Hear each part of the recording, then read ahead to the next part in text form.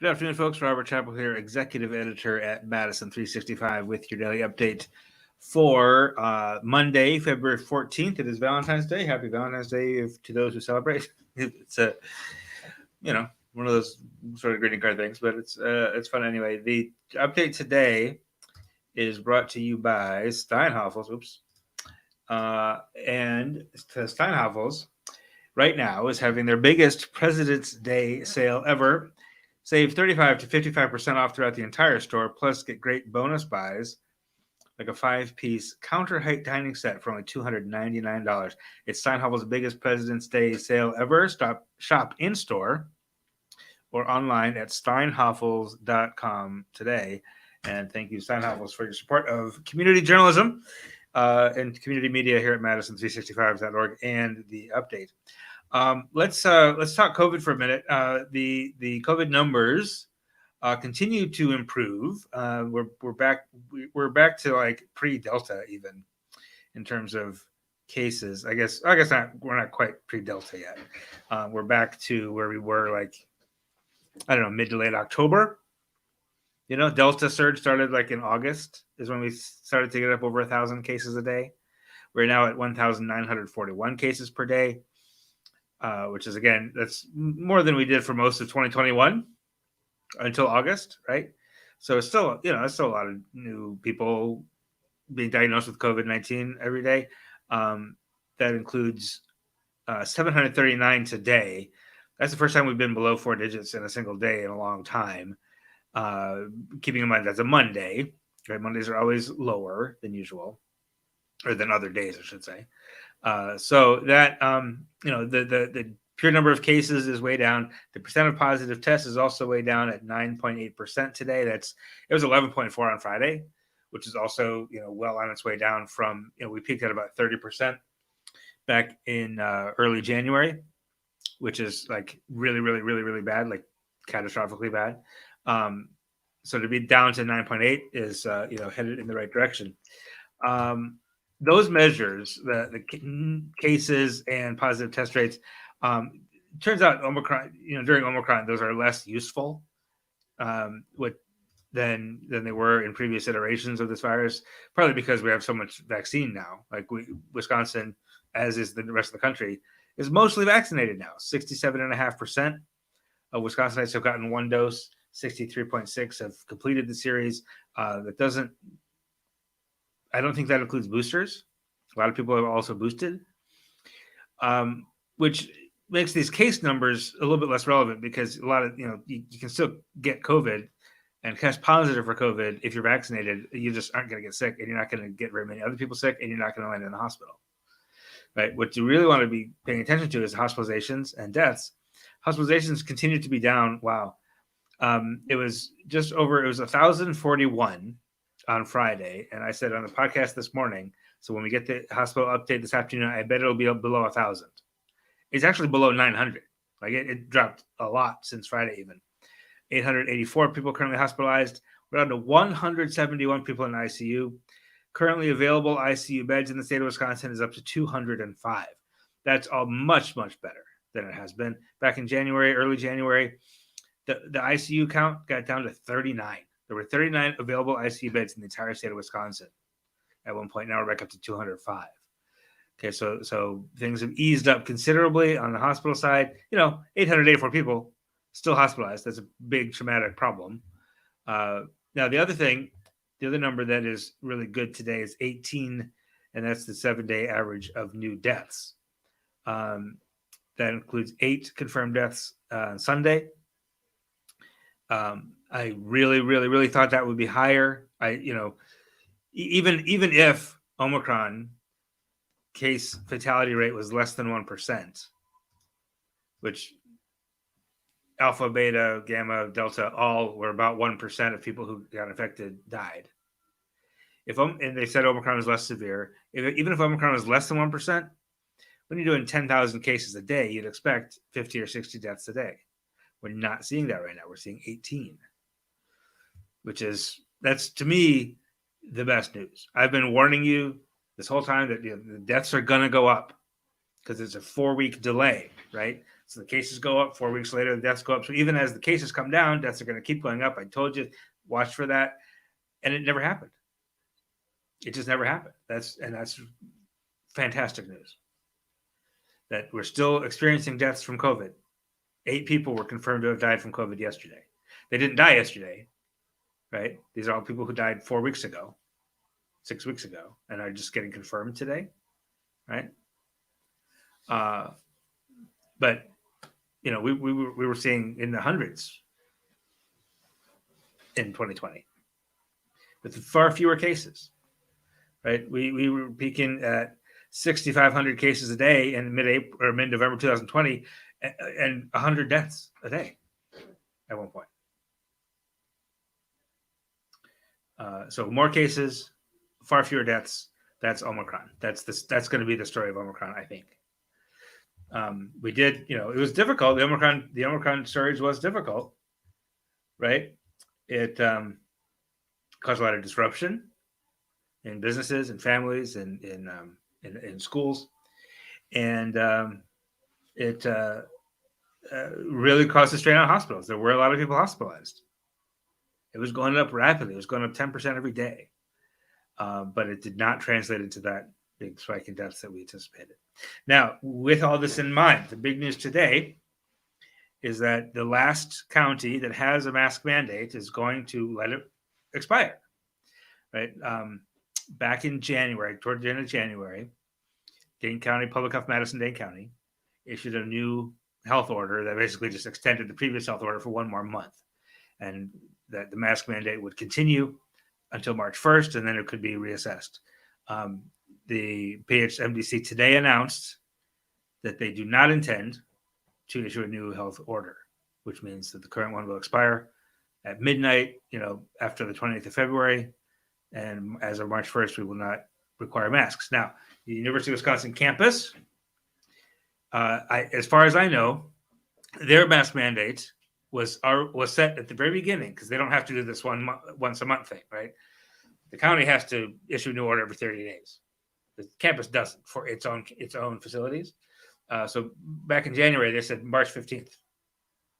And I have not heard anything that would indicate that they've rolled that back. So I think if you're going to be on campus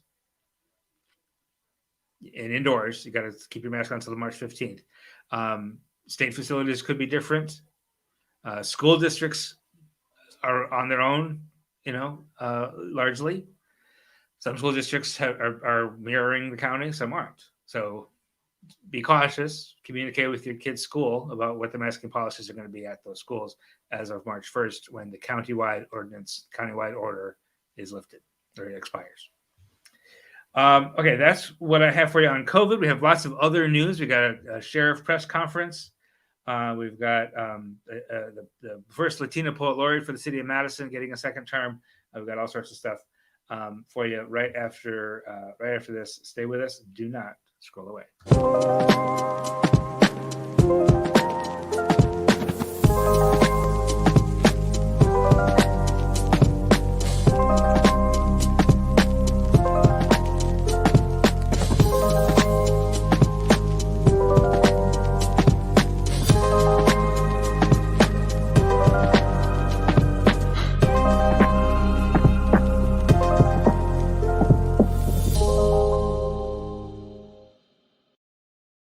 All right, thanks for sticking with us. Angela Trudel Vasquez. I'm every once in a while I try to do a proper Latino Spanish accent, but it never works. This is the poet laureate for the city of Madison, and she was the first Latina woman to hold that position. Of course, Oscar Morales was the first Latino man to hold that position, but she has been reappointed by the mayor of Madison, Saji Rose Conway, to a second term as the poet laureate. And our reporter Rodlin May Banting spoke with her about what she hopes to accomplish, which includes engaging youth in the literary arts, and as well as communities of color, trying to inspire communities of color during that second term. So it's a very nice profile, good story from Rodlin and it's there at Madison365.org right now.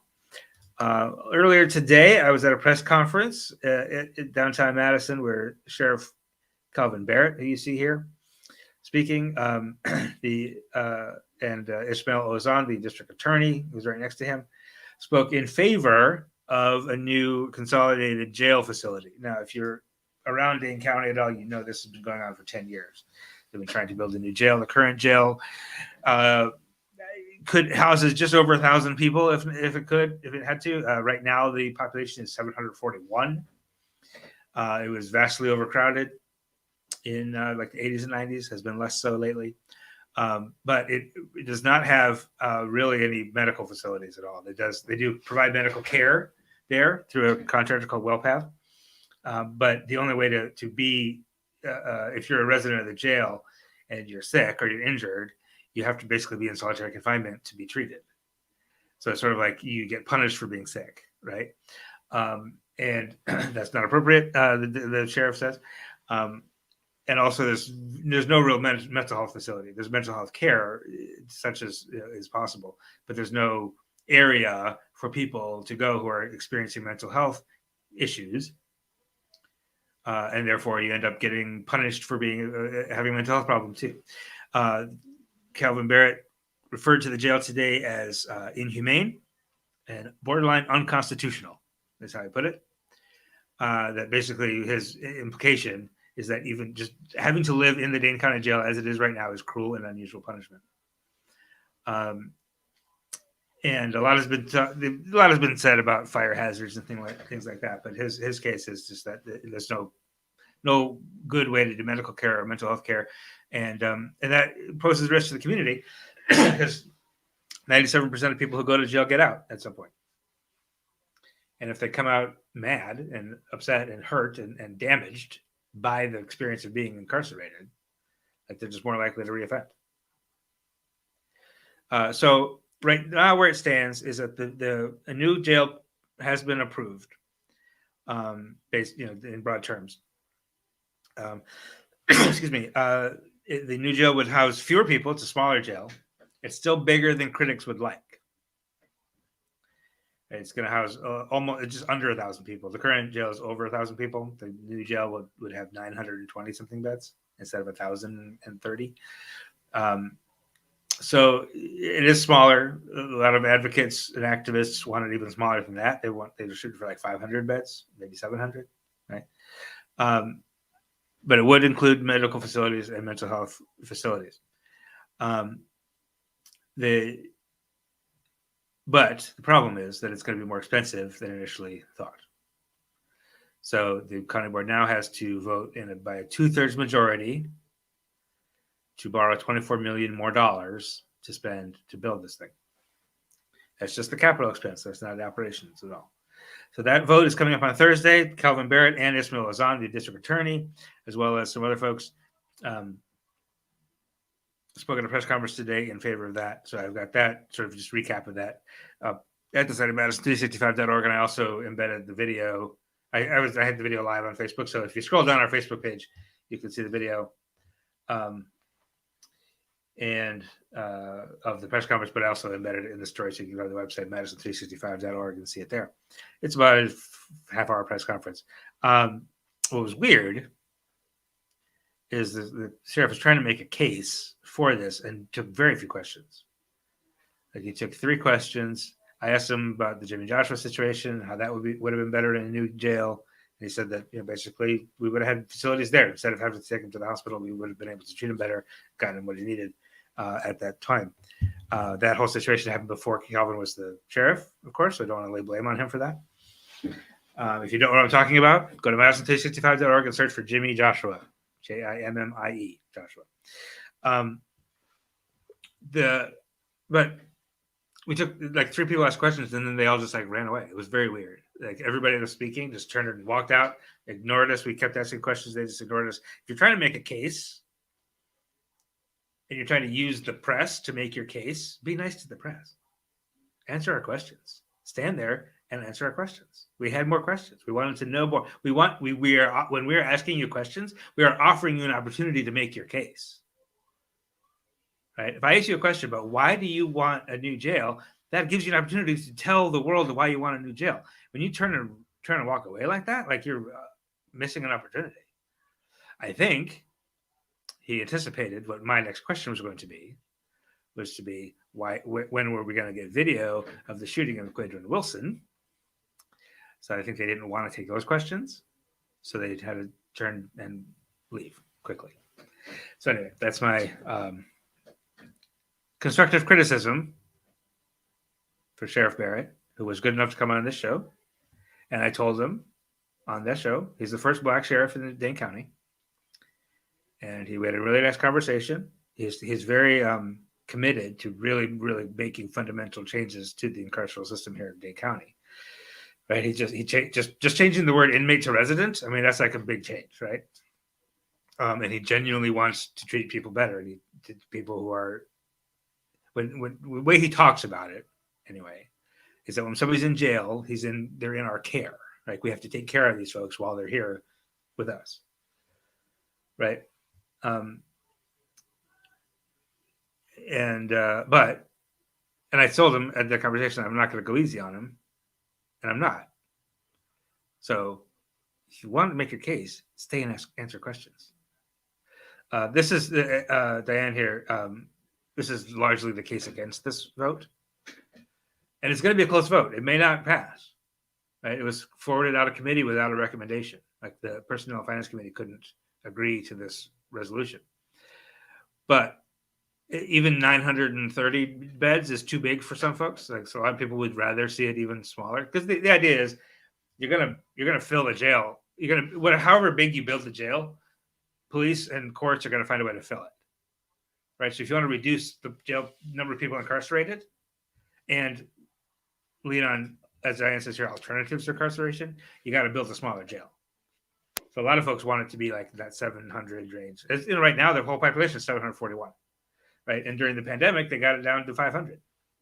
So they've proven that you can get the Dane County jail population down to like 500 if you want to. And if you build a jail that only holds 500 people, then you have to. That's the case against this resolution, right?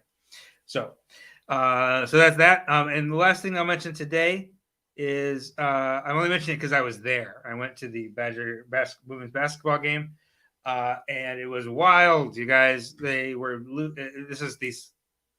I think, in my mind, the Super Bowl. Yay, Rams! Congratulations. Was the second most exciting sporting event yesterday. So we went to the women's basketball game in the afternoon with our masks on, and they were losing 17-0, which is a wild score in a basketball game. They finally scored one field goal at the end of the first quarter, and the place went crazy. So, but at halftime it was 35-15. Early in the third quarter, it was 37-15, and the Badger women came back and won that game. It was so wild, 54-52. And I called Marissa Mosley, the coach, and she was good enough to call me back after they had our senior day and the celebration after the game. She was good enough to call me back. Got some good quotes from her. So that story, my recap of the women's basketball game is up as well on Madison365.org. And they've got one or two more home games left. Tickets are not expensive, and they're very available. And this is an exciting team to watch. So I would highly recommend checking out a game if you can. All right, that's all I have for you today. Have a wonderful evening, and we will continue. I've got a whole bunch of emails and calls out to folks about the shooting of Quadrin Wilson, and we'll keep you up to date on that situation and everything else right here at Madison365.org. Have a great evening, and we will talk to you soon. This is 365 Media.